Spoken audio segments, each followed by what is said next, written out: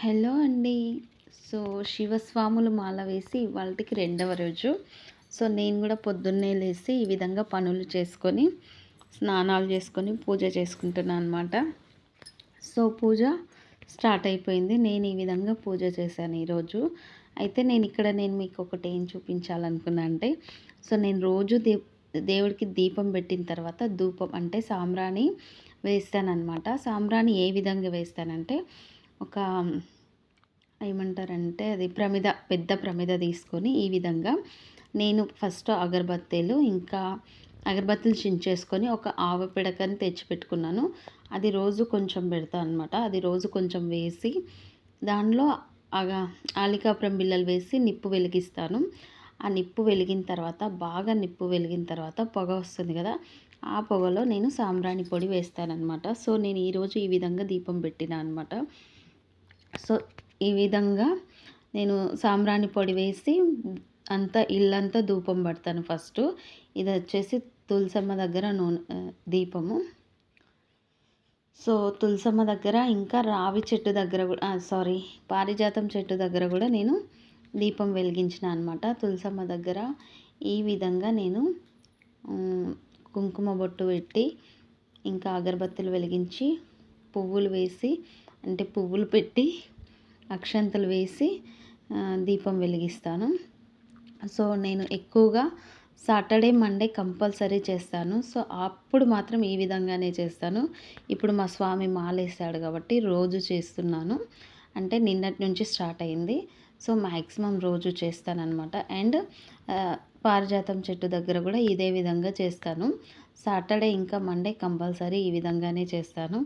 ఇప్పుడంటే రోజు చేస్తున్నాను. పారిజాతం చెట్టు దగ్గర కూడా ఈ విధంగా చేసిన తర్వాత నేను ధూపం సాంబ్రాణి పొడితో ఇల్లంతా ధూపం పడతాను. దీపం వెలిగించిన తర్వాత every Saturday and Monday compulsory ధూపం పడతానమాట. అది ఈ విధంగా పొగ వస్తుంది చూడండి. ఈ విధంగా ఇల్లంతా పొగ పట్టిన తర్వాత నేను బయట పెడతాను. సో ఈ విధంగా ఇంట్లో పొగ పెట్టడం ద్వారా నాకు తెలిసి నెగిటివ్ ఎనర్జీ అంతా వెళ్ళిపోతుంది, పాజిటివ్ ఎనర్జీ వస్తుందని నాకు ఒక చిన్న నమ్మకం తెలుసు కూడా. సో తర్వాత నేను నా చిన్నబాబు చిన్న వీడియో తీసుకుంటున్నాము. పెద్దోని పిలిచిన అనమాట, పెద్ద బాబు రాలేదు. అండ్ నేను మా చిన్నబాబు వీడియో తీసుకుంటున్నాము. సో ఈరోజు డే సెకండ్ కదా, ఈ విధంగా మేమిద్దరం రెడీ అయిపోయినాం. అండ్ మా స్వామి వచ్చారు. పూజ చేసుకున్న తర్వాత స్వామి వచ్చిండు. సో నేను దేవుడి దగ్గర ఈరోజు నైవేద్యం పెట్టలేదు. ఎందుకంటే మా స్వామికి వాళ్ళ ఫ్రెండ్ ఒక అతను ఏమంటారంటే అయ్యప్ప స్వామి ప్రసాదం ఇచ్చారు కదా. సో అదే నేను నైవేద్యం అనుకొని ఇంకా మళ్ళీ వేరే సపరేట్ చేయలేదు. సో ఆ నైవేద్యంతో పాటు మాకు ఈ విధంగా చేతి కట్టుకునే తాడిచ్చారనమాట. సో నాకు ముందుగా మా స్వామి నాకు తాడు కట్టాడు. సో మేము కూడా ఎలాగో దీక్షలో ఉన్నట్టే, అంటే మేము కూడా చికెన్ మటన్ కానీ ఇంకేదైనా ఇతర వస్తువులు తినకూడని పదార్థాలు ఏవి తినము మా స్వామితో పాటు. కాబట్టి మేము కూడా ఈ విధంగా దీక్ష తీసుకున్నట్టుగా నేను ఫీల్ అయ్యి ఇంకా ఆ తాళ్ళు వేస్ట్ ఎందుకు చేయాలని చెప్పి మేము మా స్వామితో ఈ విధంగా కట్టించుకున్నాం అనమాట. అందరికీ కట్టిండు. ఇక్కడ ఒక పాప ఉంది కదా, ఆ పాప వచ్చేసి మా స్వామి వాళ్ళ ఫ్రెండు పాప, కోడలు అవుతుంది. సో తనకు కూడా కట్టిందనమాట. తనకు కట్టిన తర్వాత నేను మా స్వామికి కట్టిన. సో మా ఫ్యామిలీ మొత్తం ఈ అయ్యప్ప స్వామి దీక్ష లెక్కన ఒక దీక్ష తీసుకున్నాము, శివ దీక్షనే.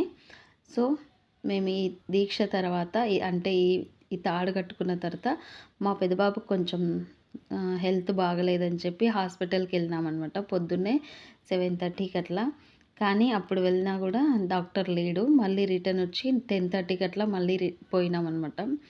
సో పొద్దున్నే చల్లగా చాలా గాలి, చాలా కూల్గా చల్లగా ఉంది.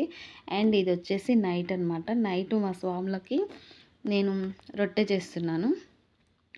సో స్వాములు రొట్టెలు తింటారు, చపాతీ తింటారు, ఒక అల్లం వెల్లిపాయ ఉల్లిగడ్డ తినరు నాకు తెలిసినంత వరకు. సో నైట్ టైం ఈ విధంగా ఏదైనా టిఫిన్ ఐటమ్ తింటారు కాబట్టి నాకు రొట్టెలు ఈజీ. అండ్ రొట్టెలే నేను చేస్తానన్నమాట. రొట్టెలు అంత పర్ఫెక్ట్గా రాదు, కాకపోతే చేయగలను, చేస్తాను.